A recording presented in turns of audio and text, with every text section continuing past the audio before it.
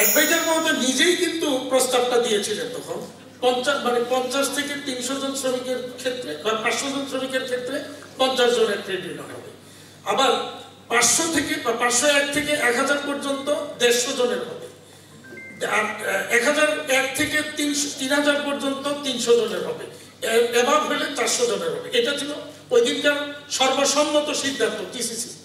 পরবর্তীতে এখন কি হলো আপনারা দেখবেন যে ওখানে নেমে আসলো একটা 20 থেকে 300 পর্যন্ত একটা নামলো স্টেপ, এরপর একটা হলো গিয়া 301 থেকে 500 পর্যন্ত 40 জনের, আবার 500 থেকে 1000 পর্যন্ত যেটা ছিল সেটা 150 জন যেটা ছিল সেটা 1500 গেল, কিন্তু কমে গেল 50 জন।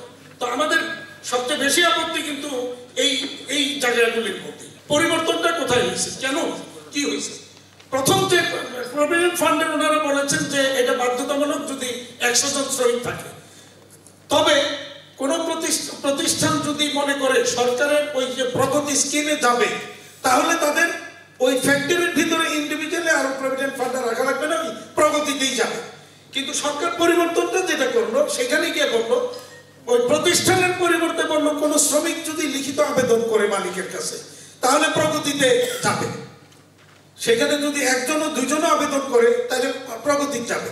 আবার আমার ফ্যাক্টরি তো থাকবে, তাহলে কি হলো, আমি আমার ফ্যাক্টরিতেও একটা প্রভিডেন্ট ফান্ডের ব্যবস্থাপনা রাখতে হবে, আবার প্রগতিতেও রাখতে হবে। এই যে এই কনফ্লিক্টটা তৈরি করে দিল, এইটা আমাদের জন্য সমস্যা। আমরা চাই যে ঠিক আছে যেখানেই থাকুক এক জায়গায় থাকবে, হয় আমরা আমাদের এখানে থাকবো অথবা প্রগতি সরকারের ওই প্রগতিতে যাবো।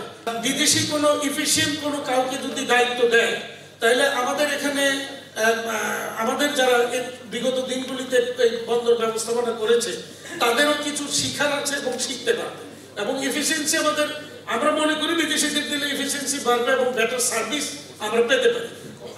বাট কস্ট কমার কথা, এখানে বাড়ার কথা না। এখানে বুরাজনীতির আমরা কোনো কিছু দেখি নাই। 4-5 দিন আগে আমরা একটা পত্রিকার মধ্যে একদম বড় প্রথম পৃষ্ঠার হেডলাইনে দেখছি 2000 কোটি টাকা চট্টগ্রাম বন্দর প্রফিট করেছে। তাহলে এত প্রফিট একটা সরকারি সেবামূলক প্রতিষ্ঠান প্রফিটে আছে, এরপর আবার 41% বাড়বে কেন? এটা আমাদের কাছে কোনোভাবেই মানে বোধগম্য নয়। আমাদেরকে উনি উপদেষ্টা মহোদয় আমাদেরকে ডেকেছিলেন নৌ পরিবহন মন্ত্রণালয়ে, যেদিন আমরা বসছিলাম প্রত্যেকেই সেদিন এই বৃদ্ধির বিপক্ষে ছিল, কেউ কিন্তু পক্ষে বলেনি। ফাইনালি আমিও বলেছিলাম যে যদি বাড়াতে হয় তাহলে পর্যায়ক্রমে 10% করে বাড়ান, পর্যায়ক্রমে এই বছর 10% বাড়ান, এরপরে আমরা সার্ভিস দিতে দিতে যখন আমরা বেটার সার্ভিস পাবো এরপর আবার গিয়ে 10% বাড়ান, এইভাবে হইতে পারে। কিন্তু ফাইনালি আমরা কি দেখলাম, হঠাৎ করে ওইটাই যে বৃদ্ধি হয়ে গেল। তো এটা আসলে আপনারা ইতিমধ্যেই দেখেছেন প্রত্যেকে এটার বিরুদ্ধে অবস্থান নিয়েছে।